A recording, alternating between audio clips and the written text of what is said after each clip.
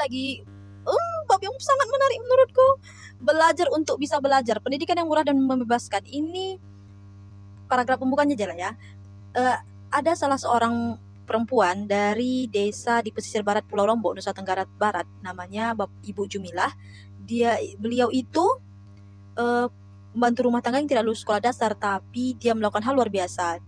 Beliau membuat sekolah komunitas untuk anak-anak desa supaya tidak bodoh seperti saya. Jadi dia ini kayak bikin sekolah apa ya, kayak berbagi pengetahuan gitu. Jadi dia kayak bikin kurikulum merdeka gitu kan. Cuman ini ada kata-kata nih, aku suka nih. Dunia pendidikan kita dihadapkan pada problem gonta-ganti kurikulum yang membingungkan baik guru maupun siswa. Sering pula salah arah karena terlalu menekankan pada nilai ujian dan pelajaran menghafal, dan jarang mempertimbangkan ketimpangan layanan pendidikan antar daerah maupun antar kota dan desa. Tunggu ya, kalau masalah pendidikan ini ada yang paling aku resah dan gelisah. Aku malas, kayak geram aku dengan masalah itu. Jadi aku perlu nggak ya share itu? Intinya gini. Jadi kan ada tuh batas nilai KKM kan. Untuk kelas 3 SMA itu minimal KKM-nya kalau nggak salah itu 8. Jadi 8 ke 100 itu kan sempurna tuh, benar semua. Kan jarang ada anak yang itu. Jadi bencinya lah aku waktu itu, aku disuruh lah bikin minimal itu 8 ya, katanya gitu. Hah? Jadi dia mengisi 1 atau 2 soal pun atau nggak ngerjain PR pun 8. Jadi yang ngerjain berapa? Ya tambah ya aja lah, 85, 87. Tapi janganlah 90-an pula, nampak kali. Di situ kesel kali aku kan. Cuman ku bikin pun 7, tetap aja dirubah nilainya. Sama kan nilai itu kan dikirim tuh ke pusat kan, kayak apa namanya, rapor digital atau rapor apa gitu. Jadi sesuaikan aja sama KKM standarnya. Terus kalau misalnya nilai anak-anak ini rendah, itu berpengaruh kalau nggak salah ya, sama entah akreditas atau apa gitu, atau penilaian apa gitu. Jadi ini anak-anak dibikinlah nilainya ini ada standar KKM-nya. Wih, bising kali aku betul. Anak tuh sekolah nggak sekolah, belajar nggak belajar, ngerjain PR nggak ngerjain PR, nggak masalah lah PR ya kan. Datang ke sekolah, minimal tunjukkanlah kemampuanmu gitu. Dikasih, bukan mencatat, dikasih soal. Apalah standar kemampuanmu coba? Minimal kok kritis gitu.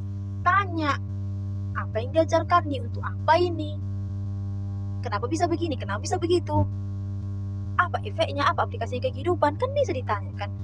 Tidur pun anak tuh di belakang harus nilai 8 untuk kelas 3 SMA dia. Harus nilai 8. Jadi yang pintar sekali macam mana? Yang rajin, pintar, kritis, terus dia banyak aktif lah dia dalam kelas itu berapa pula nilainya? 100. Rising kali aku, itu masalah itu rising kali aku. Yang kedua masalah tak naik kelas. Kalau banyak nanti nggak boleh nggak tinggal kelas, karena semua anak nih begini. Kalau memang nggak boleh tinggal kelas, ubahlah sistemnya. Jangan lagi sistem lama, tapi cuman tak naik kelasnya itu saja yang dinaikkan poinnya. Ubah sistemnya. Kalau memang anak itu memang nggak berbakat di bidang ini, nggak berbakat di bidang itu, ubahlah sistemnya. Bikinlah sekolah tuh menerima bakat ini saja, udah.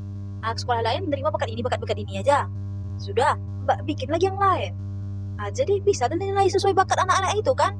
Jadi tak ada istilah naik atau tidak tinggal kelasnya, karena bakat tuh kan ada batas bakat tuh yang paten kali, ada yang tidak kan. Cuman jadi apa juga, awak rising juga aku masalah itu, betul rising kali, kayak rasanya kayak kok memang anak ini harus tinggal kelas, ya tinggal kelas lah. Jadi kenapa rupanya itu untuk punishment loh gitu. Dan untuk menentukan tinggal kelas itu kan butuh 1 tahun kan. Jadi nggak mungkin ada evaluasi per bulan itu, kalau sudah tidak diharapkan. Konsultasi sama orang tua harusnya kan, konsultasi sama orang tua, bercerita segala macam. Bisa nggak orang tua ini bantu mendidik? Karena kita berapa jam loh kita mendidik di sekolah, sisanya kan orang tua nenek apanya, buyut segala macam, yang pokoknya mengatur anak ini. Masa kita yang harus 24 jam mengatur anak ini dengan situ aku herannya. Jangan poin tidak naik kelas itu mengurusak apa, tapi entahlah ya. Harusnya kalau emang anak itu diterima sesuai bakat dia atau misalnya dinilai dengan sesuai bakat dia, bikinlah lain, gantilah lain lah kurikulumnya. Jangan macam yang lama juga begitu. Entah memang berbeda itu berjualan, itu apa, menyelesaikan fisika misalnya kan, atau misalnya menjelaskan apa namanya, bagian-bagian geografi dunia ini atau gimana begitu, atau tak berbakat dia pula, mungkin dia di bagian apa, di bagian olahraga misalnya begitu, tak tahu dia misalnya menangkis bola atau macam mana, dia tahunya berjualan menghitung duit apa segala macam aja, gue dia di situ. Bikinlah sistem seperti itu. Heran awak, tapi ya, jadi di sini lah, jadi di sini dan ini dan bagian sekolah ini dia dijelaskan juga dia masalah ini tentang perempuan. Nah, tunggu ya. Menurut Hayashi, keterampilan dasar membaca dan menulis harus sudah dikuasai oleh lulusan sekolah dasar. Itu fondasi dari segalanya, kata dia. Tanpa membaca, Anda tidak bisa belajar sejarah, fisika, atau kimia. Anda tidak akan bisa memahami definisi dan akan tersesat. Dan lucunya, karena nggak boleh tinggal kelas itu, ada sampai anak kelas 4 SD tak tahu membaca. Tak tahu anak tuh membaca, entah apalah, mungkin ilmu kebalnya itu nggak tahu aku. Cuman heran lah aku. Kalau dibilang keterlambatan pembaca itu kan, keterlambatan baca apa namanya ya, lupa aku, ada masalah nggak ada. Itu macam mana sistemnya begitu? Jadi anak tuh kan dari kelas 1, 2, 3 kan ada ujian tuh, ujian tertulis, ujian segala macam. Kenapa bisa dinaikkan anak nih begitu? Gak ujian anak itu rupanya? Atau macam mana sistem ujiannya? Maksudku bukan tinggal kelas itu anak. Kalau emang ada memang ada masalah di situ, di bagian gak bisa membaca itu, ya aku tahunya memang ada masalah itu, dia kesulitan dia gitu. Jadi macam mana solusinya itu coba? Macam mana kita sebagai pengajarnya mengajari dia begitu, mengajari anak tuh, bikinlah sistem yang beda begitu. Jangan standarnya ujian aja, ujian tertulis, ujian apa itu, atau macam mana ya, entahlah. Aku rising. Aku masalah pendidikan tuh rising. Apalah inilah namanya. Yang penting debat lah. Ada dulu waktu aku di kampus dulu kan, salah satu pengajar itu bilang, kami kan belajar sains tuh.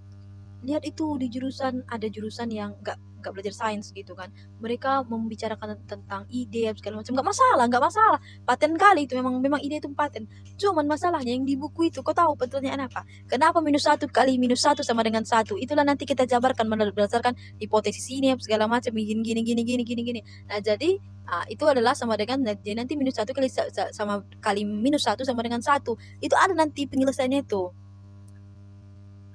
Gimana bilangkannya ya? Dan nggak cocok itu didebatkan, itu sudah ada memang teoremanya, dan itulah kita jelaskan, kita sendirilah membuatkan logika penyelesaiannya begitu. Adalah